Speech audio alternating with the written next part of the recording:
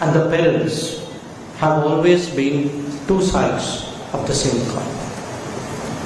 Choices made in the deployment and application decided the difference between empowerment and exploitation, between democratization and domination, and between partnership and polarization. Today, we are at the cusp of an immense change, and decisions made by us, individually and collectively, will help decide the fate of the foreseeable future. Now, if any of you think that this is an exaggeration, consider what is likely to happen in just the next few years. AI will transform our economies, it will change our work habits, it will create radically new health solutions, it will enhance educational access, it will improve efficiencies, it could even lead to a new lifestyle. The difference with the past is that this particular transformation that is going to come upon us, this will be all-pervasive and not just sectoral. It will impact every citizen in every corner of the world. New efficiencies and new possibilities will certainly emerge, but so too will new players and new power centers.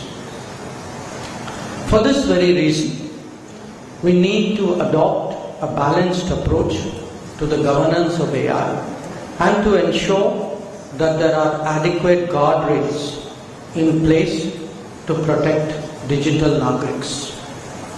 As Prime Minister Narendra Modi has noted, technology is a force for good, but only if humanity guides it.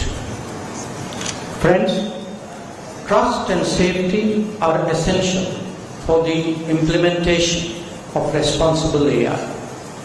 For a society like India, this means development of indigenous tools and frameworks, self-assessment protocols for innovators, and establishing relevant guidelines.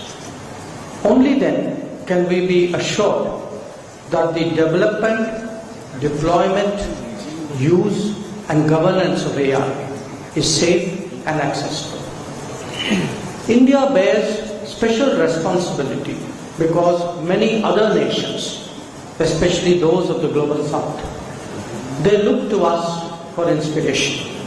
And certainly, in the case of the digital public infrastructure, today what we have achieved in the last decade, if you see the scale of our delivery, the improvement in governance, the efficiencies with which we serve the public, I think it is already resonating across the world.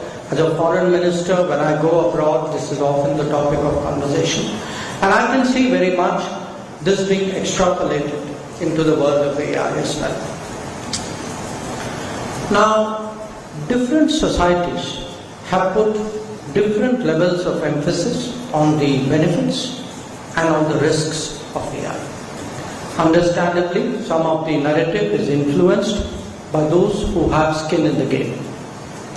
But at the end of the day, it is imperative that we take a sober and we take a balanced view.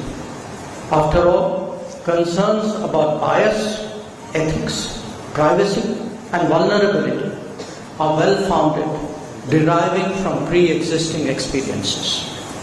We also need to take particular precaution against the danger of losing trust in institutions and practices that underpin our daily life. Already, we see an inclination to question the umpire or even the playing field when the results don't go in our favor. Maintaining, I would argue even strengthening in the era of AI.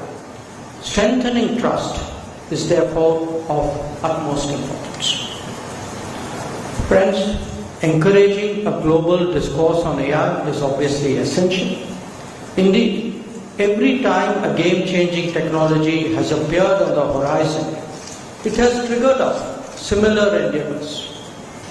But history is also witness to the reality that those exercises have not been easy. There is the obvious temptation to put narrow self-interest above collective good.